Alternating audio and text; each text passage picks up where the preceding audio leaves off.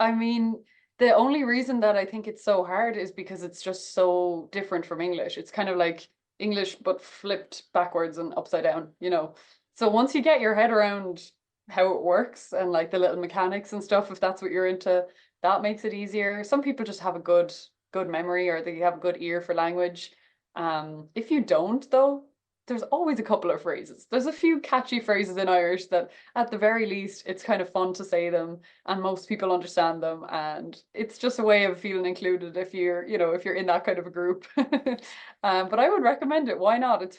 I'll call it a fun challenge, and you can come back to me in however many months and see if it's been worth it or not. That was Ailísh Conneely, who's been teaching Irish language lessons to dues-paying members of the Irish American Baseball Society. Hello, and welcome to episode 83 of the Irish Baseball Podcast. Ailísh will be my guest on the show today. In addition to teaching the Irish language lessons, Conneely works at the Isling Irish Community Center. She was also my guest on episode 81.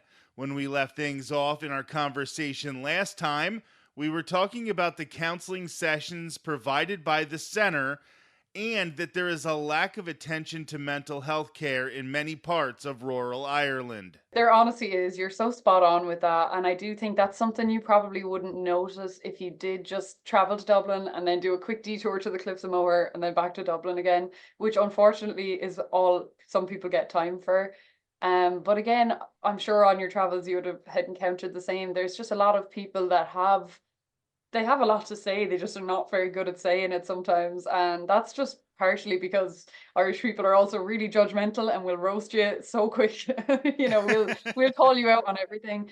But it does tend to be a case of people expressing their problems through like humor or and in other forms because they don't really know how to express it sometimes. Otherwise, I'm guilty of it myself. But I do think the younger generation has taken on a little bit better of a mindset with regards sharing and talking about things.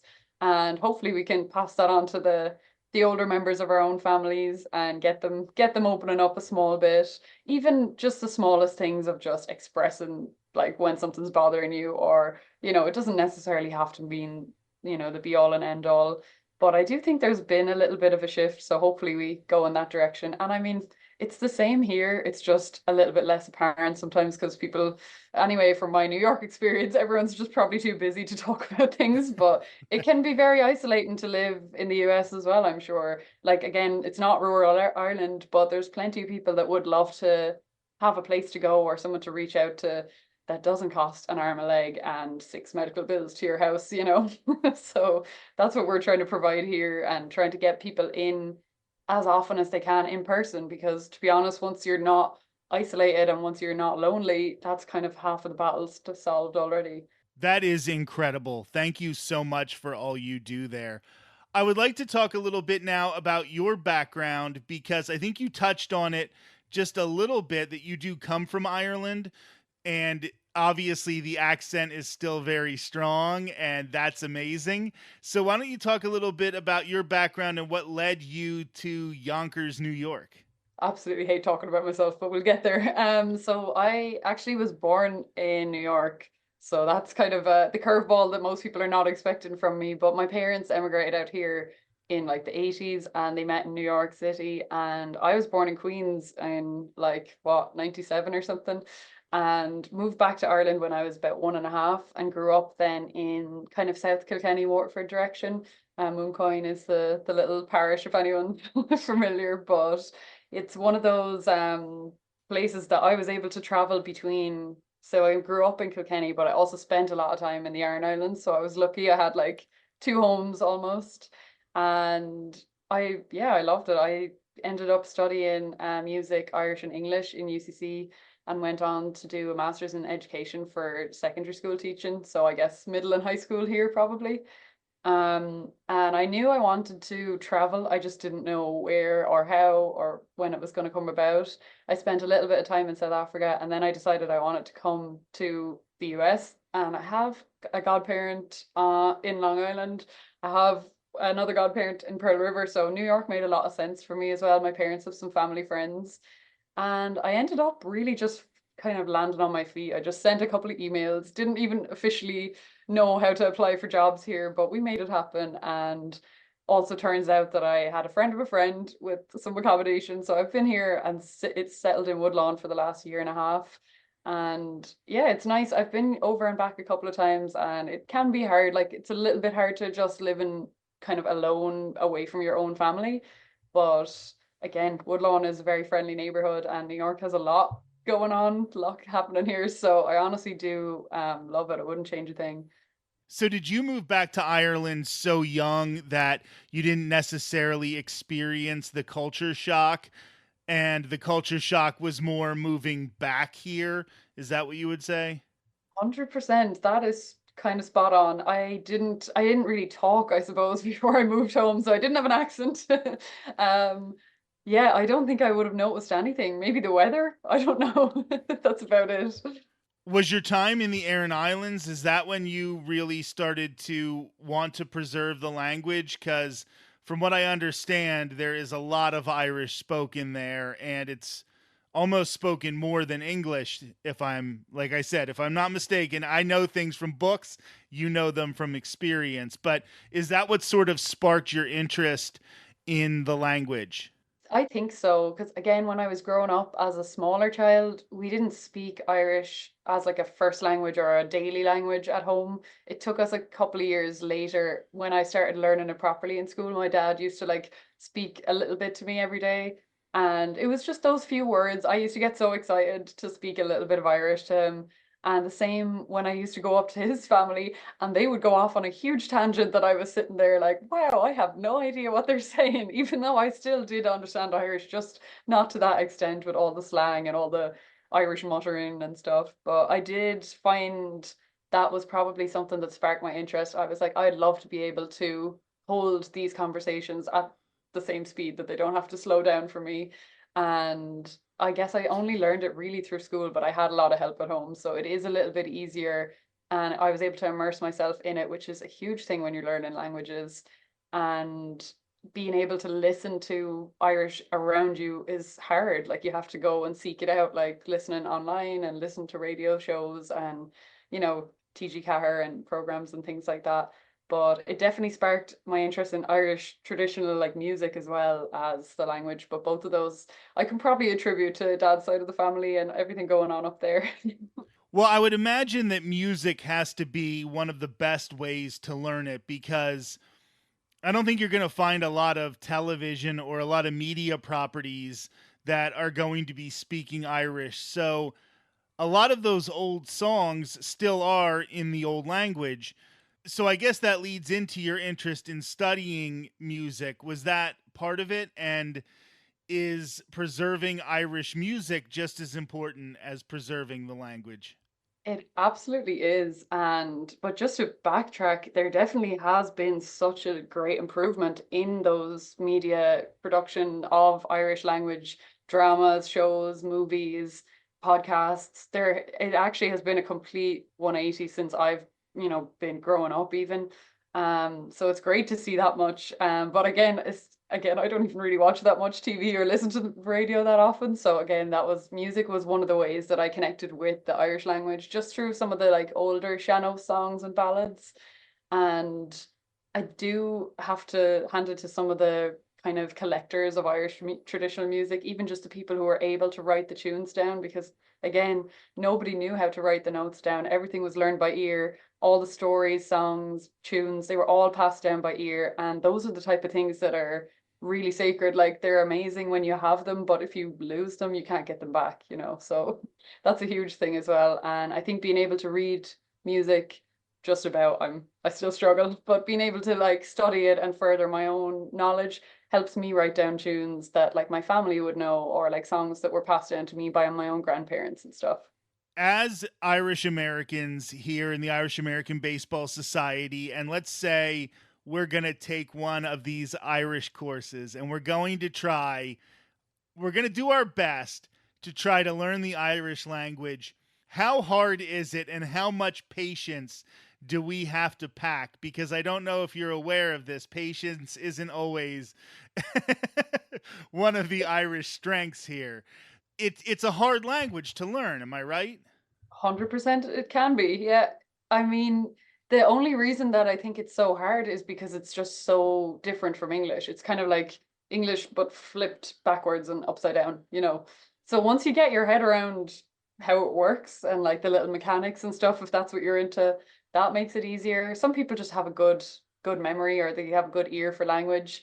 If you don't though, there's always a couple of phrases. There's a few catchy phrases in Irish that at the very least, it's kind of fun to say them and most people understand them. And it's just a way of feeling included if if you're in that kind of a group. But I would recommend it. Why not?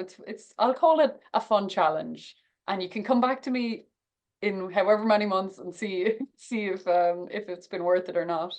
And how difficult did you find the aspect of becoming a teacher and trying to find a way to best explain something that is basically the moon to most of the people who are taking your courses?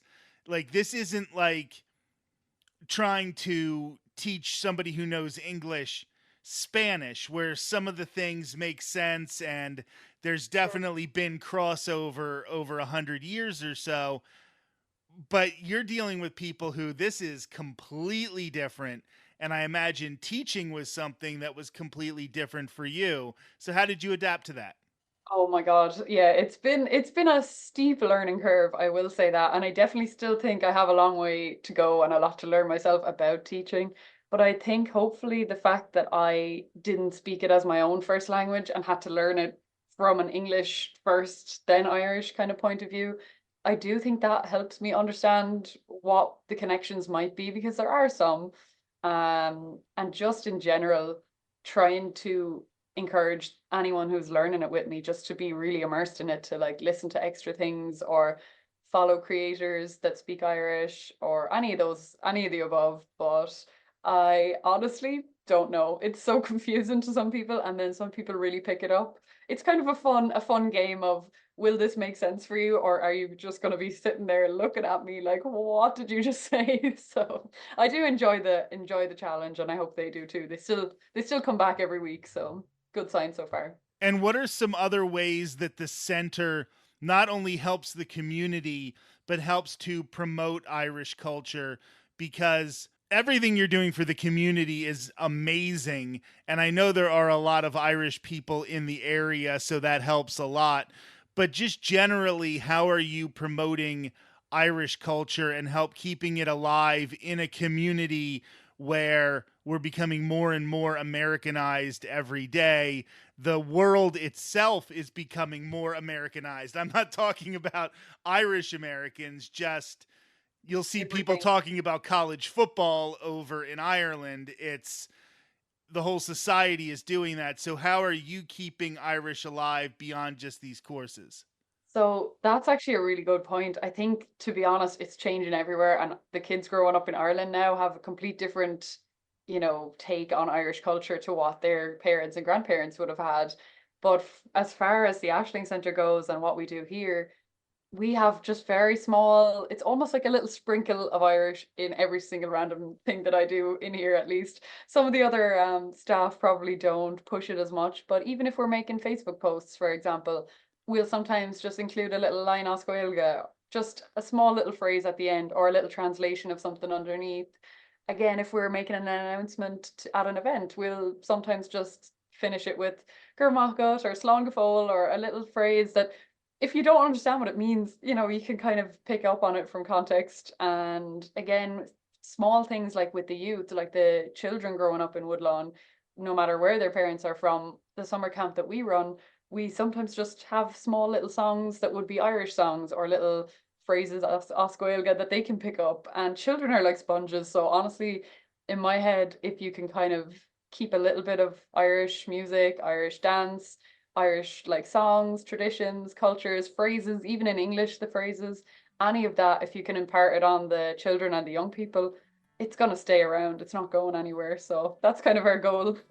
Saying that children are sponges is such a great line, because I know that when I was younger, like my grandfather, so proud of his Irish heritage, the family from Donegal, and he would try to instill it in us all of the time, but I don't think he knew You know, he didn't know Irish, and he didn't know how to play any instruments. You know, he worked in a floor factory, and before Exactly. that he was a mailman. Like, he didn't know how to do these things. So even though he wanted to give us this stuff when we were young, he didn't know how. So I think what you're doing in that respect is so important, because if you can get this to kids when they're still in that age where their brains are developing, it's so important. Think so. And that's a huge factor as well, like you said, of parents wish they could teach their children Irish dancing, but they're like, I'm not a dancer, how am I supposed to teach them? So it's good to have like facilities for that and just try and open it up. Again, we have like a Leadership for Life program with the 15 to 18-year-old group that we have. And last year we actually got to bring them to Maynooth for a whole week. Like as part of Furrow, I get to go to a leadership conference to meet other kids and adolescents, I guess, their age in Ireland, and like actually make some friends across the Atlantic. You know what I mean? Small things like that you can't always do that on your own as a parent who wants to impart something on their children, to give them their own experience and have their own take of Ireland. So hopefully we can continue to kind of expand that side of it for the young people, and then of course give the seniors their place and their chance to come in and bond over the things that they already have, the songs that they already love. So you were my second interview of the day today, and I talked to somebody before you who is really trying to promote baseball in youth communities, especially inner city communities. And then I talked to you, and you're trying to preserve the Irish culture. And sometimes I just try to think, like, we're on this earth for such a short amount of time, but what you're doing, what he's doing, you are making sure that these things that are so important to us make it to the next generation. And that's such an important legacy, because maybe we're only here for a little bit, but these things that are important to us, you're making sure that they're still here. And I just want to say thank you for that, and thank you for taking the time to be on the show. I really, really appreciate it. Thank you so much. It was absolutely lovely chatting to you. You're hyping me up a little bit too much, but we'll take the praise when it's going. Thank you so much. Gurb Mahagut. I'm Rick Becker, and this has been episode 83 of the Irish Baseball Podcast.